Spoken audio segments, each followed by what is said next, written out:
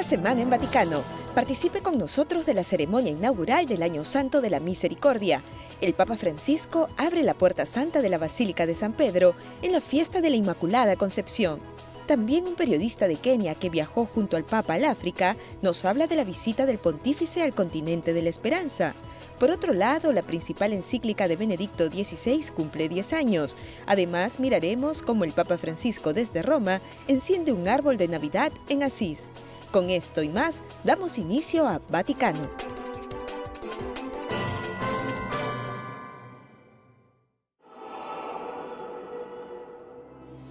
El 8 de diciembre en Roma se dio inicio oficialmente al Año Santo de la Misericordia. El Papa Francisco celebró la misa solemne y la apertura de la Puerta Santa en la Basílica de San Pedro. Este año extraordinario es también un don de gracia. Entrar por la puerta significa descubrir la profundidad de la misericordia del Padre, que acoge a todos y sale personalmente al encuentro de cada uno. Es Él el que nos busca. Es Él el que sale a nuestro encuentro. Será un año para crecer en la convicción de la misericordia. En su homilía, el pontífice relacionó la Puerta Santa con María, la Madre de Dios, cuya fiesta de la Inmaculada Concepción se celebró el mismo día. La fiesta de la Inmaculada Concepción expresa la grandeza del amor de Dios. Él no solo perdona el pecado, sino que en María llega a prevenir la culpa original que todo hombre lleva en sí cuando viene a este mundo. Es el amor de Dios el que previene, anticipa y salva.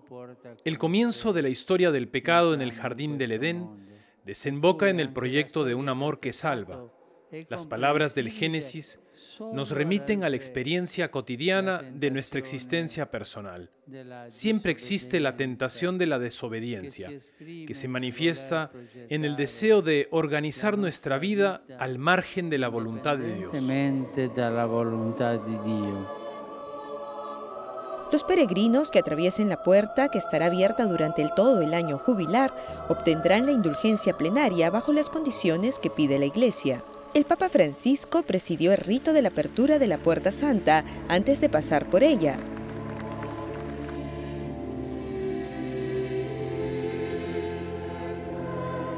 Seguido por el obispo emérito de Roma, Benedicto XVI, quien estuvo presente en el evento y que se convirtió en el primer peregrino en cruzar la puerta. Por la tarde, el Papa Francisco visitó la Plaza de España en Roma, donde se encuentran las llamadas escaleras españolas, para dejar flores a la estatua de María Inmaculada que se encuentra sobre una columna, una tradición que data desde los años 50. El Año de la Misericordia continuará por 10 meses, dando a los católicos del mundo la posibilidad de recibir la misericordia de Dios en sus vidas.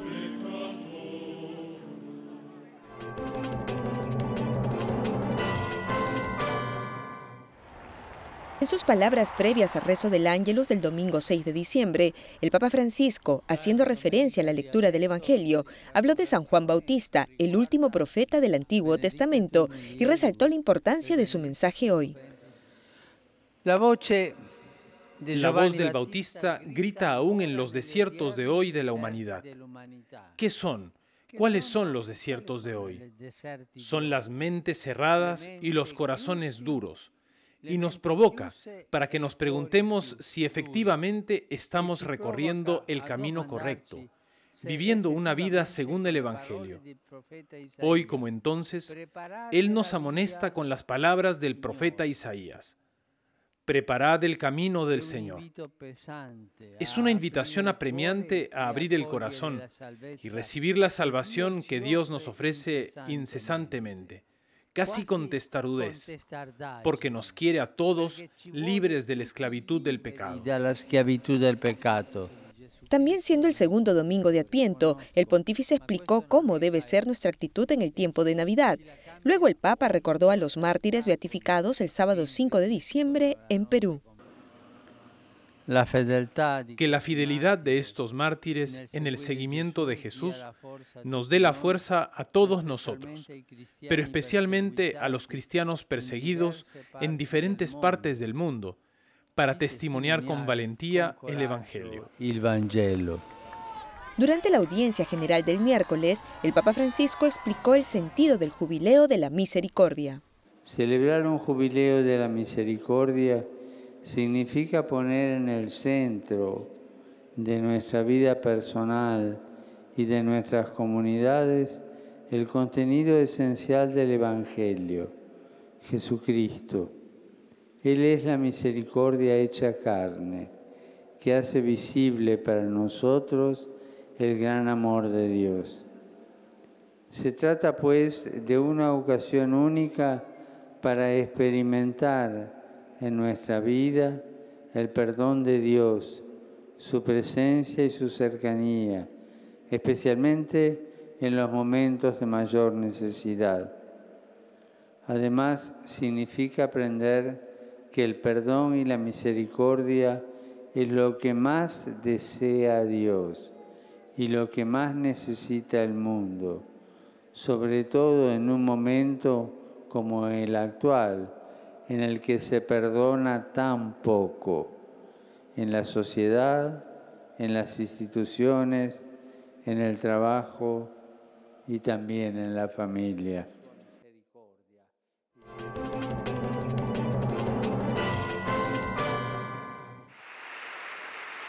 El 3 de diciembre, el Santo Padre recibió en audiencia a miembros de la Asamblea de la Congregación para la Evangelización de los Pueblos. El Papa dijo a los 160 participantes que sus iniciativas son vitales para transformar la Iglesia desde dentro. Señaló que el mundo secularizado, incluso cuando da la bienvenida a los valores del Evangelio de amor, justicia, paz y sobriedad, no muestra una apertura similar a la figura de Jesús, y añadió que no lo consideran ni el Mesías ni el Hijo de Dios. A lo mucho, dijo el Papa, lo consideran un hombre iluminado. Así separa el mensaje del mensajero, el don del que lo da. En esta situación de separación, la misión Adyentes sirve como motor y horizonte de la fe. Ese mismo día, el Santo Padre recibió al primer ministro del Estado Independiente de Samoa. El cordial encuentro se centró en algunos aspectos de la vida social y económica del país, así como en la valiosa contribución de la Iglesia Católica en Samoa, especialmente en la educación. Esto estuvo seguido de un intercambio sobre los problemas medioambientales que algunas islas del Pacífico enfrentan. Y el 4 de diciembre, el Santo Padre recibió al presidente de Filipinas, Benigno Aquino III. Conversaron sobre el diálogo entre las distintas partes de la sociedad filipina, así como la contribución de la Iglesia Católica en la vida del país. El Vaticano indicó que en el encuentro se le dio una particular atención al estado del proceso de paz en Mindanao y en el sur de Filipinas. Además, hubo un intercambio de perspectivas sobre la situación internacional y regional, especialmente en referencia al asunto del cambio climático y la COP21 que se realizó en París. Y con una conferencia de prensa en la sala de prensa del Vaticano, el arzobispo responsable de la organización del Año Santo dio a conocer detalles de este importante evento para la Iglesia, como por ejemplo el certificado que cada fiel puede recibir luego de pasar por la Puerta Santa de la Basílica de San Pedro. Para atravesar la puerta, todos los peregrinos deben inscribirse en el sitio web del Jubileo. Como parte de los preparativos de este año, las medidas de seguridad se han incrementado para asegurar la seguridad de los peregrinos. En una audiencia del 5 de diciembre con miembros de la Asociación de Padres de Escuelas Católicas, el Papa Francisco alentó a la restauración del pacto educativo entre la escuela y el territorio, la escuela y la familia, y la escuela y las instituciones civiles.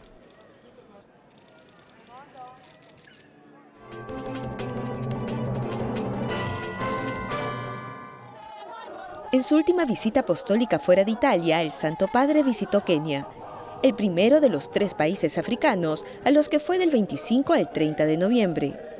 La visita estuvo marcada por encuentros oficiales con políticos, encuentros interreligiosos con musulmanes y diversos discursos a miles de peregrinos que lo recibieron con un entusiasmo contagioso. 4 periodistas keniatas viajaron con el Papa Francisco en el vuelo papal. Mark Masai fue uno de ellos. Él se sintió tocado por el mensaje de esperanza y reconciliación que el Papa Francisco dio a la población.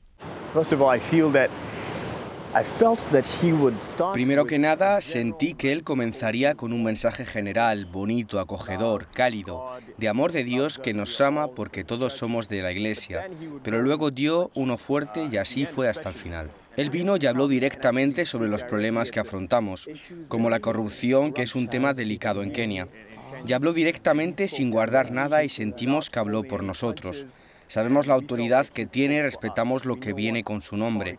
Así que sentimos que alguien está hablando por nosotros y queremos que se escuche porque cuando habla la gente lo oye. Kenia es una nación estable, pero que sufre grandemente por la corrupción en el gobierno. Masai dijo que la voz del Papa Francisco contra este mal es importante para los keniatas, como lo fue Nelson Mandela, y que la presencia del pontífice en África fue como mensajero de la paz.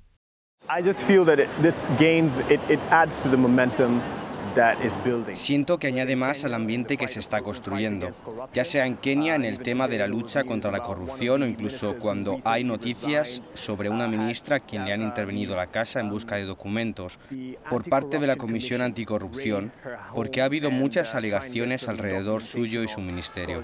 Entonces, este ambiente alienta y creo también que para la República Centroafricana el Papa fue a este lugar que está convulsionado. Como saben, había una amenaza a su seguridad, que él dijo que de todas maneras iría para dar su mensaje. Siento que eso atraerá a algo de gente, aunque no genera atención, pero sí moverá a algunos a hacer algo.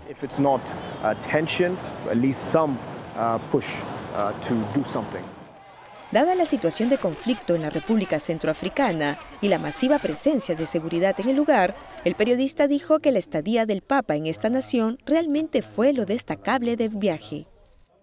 Bueno, para mí esto es mi casa y he venido a ponerme en contacto con esa situación de pobreza y de otros problemas.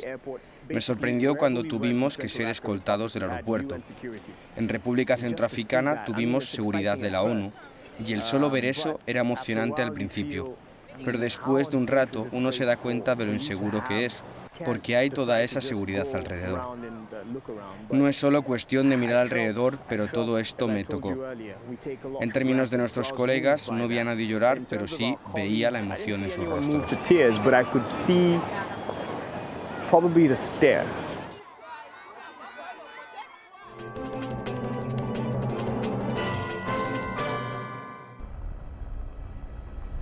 Cuando el Papa Benedicto XVI renunció, dijo que deseaba pasar las llaves de la Iglesia a un sucesor con la energía suficiente para enfrentar los desafíos de hoy.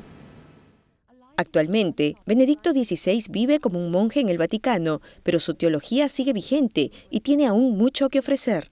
10 años después de la publicación de su primera encíclica Deus Caritas Est, sobre el amor de Dios y su relación con el mundo, algunos expertos vuelven a reflexionar sobre este documento. Académicos de todo el mundo se reunieron 3 días en la Universidad Laterense de Roma para debatir sobre los contenidos de este importante texto que contiene el fruto de la reflexión teológica del Papa emérito.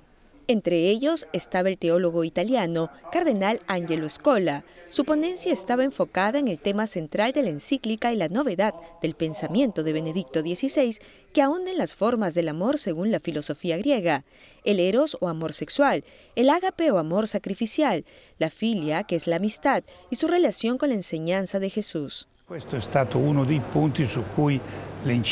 Definitivamente, este es uno de los puntos en el que la encíclica Deus Caritas Est ha innovado más, porque antes se solía poner en oposición al eros y al ágape, representándolos como 2 elementos irreconciliables o incompatibles. Pero el cardenal Ratzinger demuestra que el eros también tiene elementos que antes se creían impuros y que revelan más profundamente el deseo del amor que genera el ágape en el caso de una relación entre un hombre y una mujer. Cada uno de nosotros vive con una determinada diferencia sexual y en razón de esa diferencia es urgido a salir de sí mismo para encontrarse con el otro. La corporeidad del hombre no es solo simple materia, sino que puede convertirse en un sacramento como lo afirma San Juan Pablo II. Puede ser la expresión de la totalidad de la persona humana. El cuerpo humano, en el pleno entendimiento de este concepto, ya es una expresión espiritual. El senso pieno de la parola es ya un cuerpo espiritual. Deus Caritas Est toca temas complejos en la actualidad y sus enseñanzas son más vigentes que nunca. Como tal, ha generado algunas críticas, como las que describe este sacerdote dominico y profesor. Las críticas de la encíclica reflejan las tres revoluciones que han afectado a la sociedad secular, especialmente en el mundo de habla alemana e inglesa desde los 60. Primero, el movimiento liberacionista de derechos humanos que la Iglesia, en muchas formas, se ha hecho suyo y que ha santificado. Sin embargo, existen teóricos radicales liberacionistas, como usted sabe, que alientan ideas como aquella de que es posible liberarse de la ley de Dios, por ejemplo. En segundo lugar, hubo críticas desde el feminismo, no el feminismo cristiano al que Juan Pablo II dio impulso en su carta apostólica Mulieribus Dignitatis. Aunque sí hubo gente desde el feminismo secular que afirmaba que la encíclica no respondía a sus preocupaciones.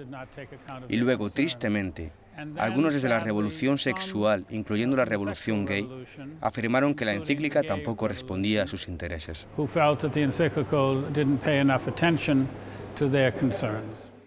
En la esfera académica, abierta a un amplio debate, los que la apoyan superan a los críticos y la Deus Caritas Est se mantiene en pie. Entre un 70 y un 80% de la literatura que he revisado, que representa la mayoría de publicaciones teológicas en Estados Unidos y Australia, la recepción ha sido cálida. La conferencia concluyó con dos actos importantes. Primero, el premio Ratzinger fue otorgado al profesor Nabil El Khouri del Líbano y al padre Mario de Franca Miranda de Brasil. El primero es el traductor al árabe de las obras de Joseph Ratzinger Benedicto XVI. Otro hecho importante fue la presentación del programa de estudios de maestría sobre Ratzinger, que será ofrecida en la Universidad Agustinianum desde el 2016.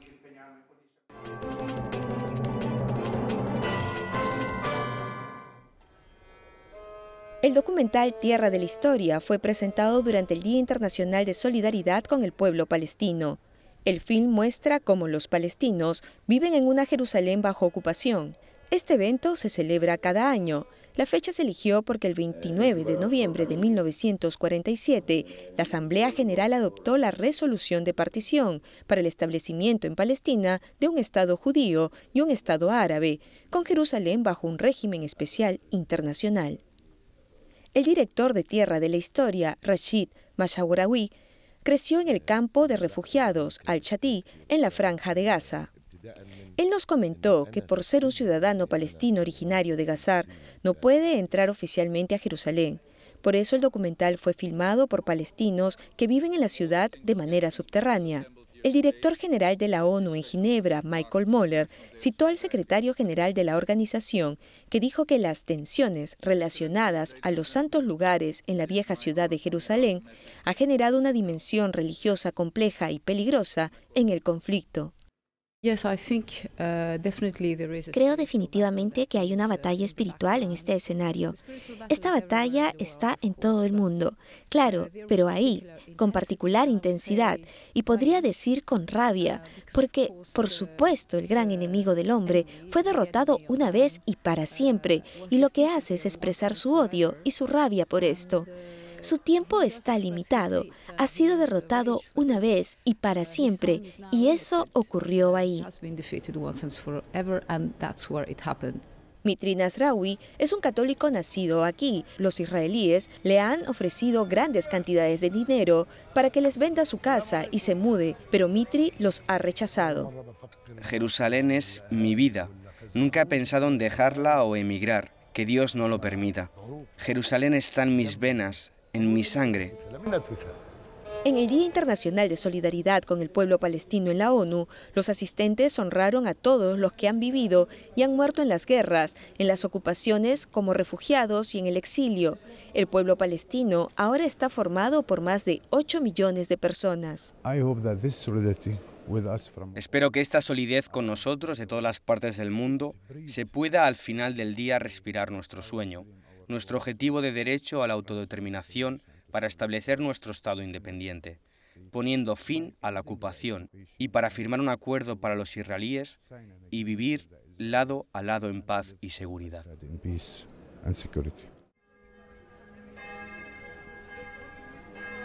Creo que ha nacido ahí cada sentimiento cristiano, que ha nacido en la fe, que ha sido redimido allí. Tal vez eso es lo primero que hay que decir, que es lo más importante, por lo que eternamente debemos respetar y honorar este lugar donde nuestra redención se llevó a cabo y donde nos convertimos nuevamente dignos de ser hijos e hijas de Dios.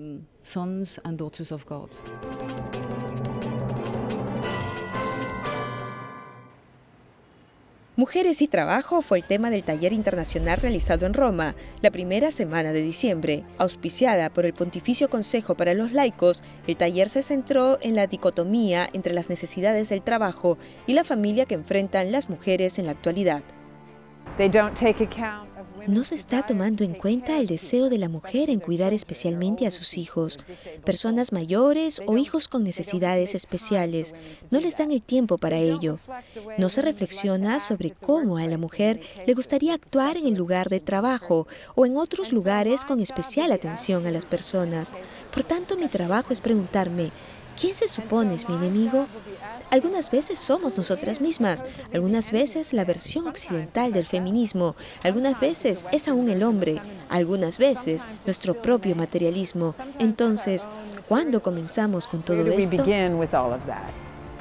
El taller propone ser un paso en el camino de la inclusión en el lugar del trabajo de las mujeres, especialmente frente a la discriminación, como sueldos desiguales, y eso generalmente lo enfrentan las madres, como sucede en diferentes partes del mundo. No queremos solo tener grandes ideas, queremos llevarlas a la acción.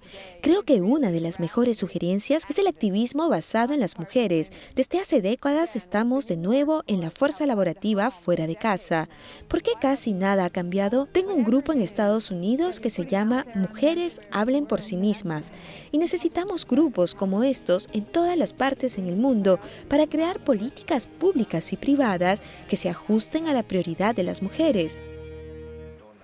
El arzobispo de Taranto, en Italia, compartió con nosotros su opinión acerca de la defensa de la vida y la defensa de la creación, resaltando que ambas están interconectadas. Vemos la necesidad de las mujeres y sus condiciones. Pueden trabajar, pero no como una alternativa de su característica natural, que es la capacidad de formar una familia. Hay necesidades que son de gran sensibilidad. Ese es el mensaje principal que siento en mi trabajo. La defensa de la vida y la defensa de la dignidad sirve al hombre tanto en su vida física, pero también en su vida del ambiente.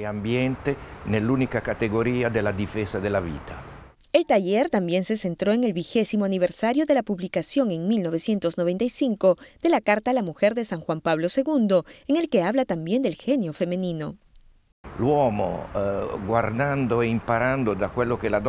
El hombre debería mirar y aprender la sensibilidad de la mujer con su cuidado, y lo mismo la mujer del hombre. Esto se debe enfatizar para puntualizar la riqueza del universo femenino, el cual no es solo para la vida y la familia, pero indicado en una perspectiva que es verdadera para toda la vida. El cuidado de la mujer no solo porque da luz a la vida y educa a los niños, sino también como una nueva forma de trabajar, con una nueva manera de encontrarse con la gente y no solo reducido al ambiente.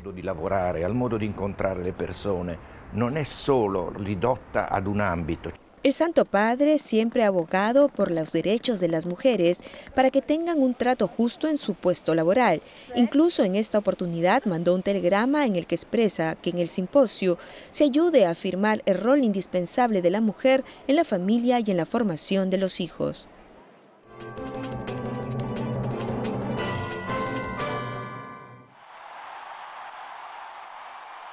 El entonces cardenal Jorge Mario Bergoglio, cuando fue elegido como pontífice, se llamó a sí mismo Francisco, mostrando así su especial relación con el Santo de Asís.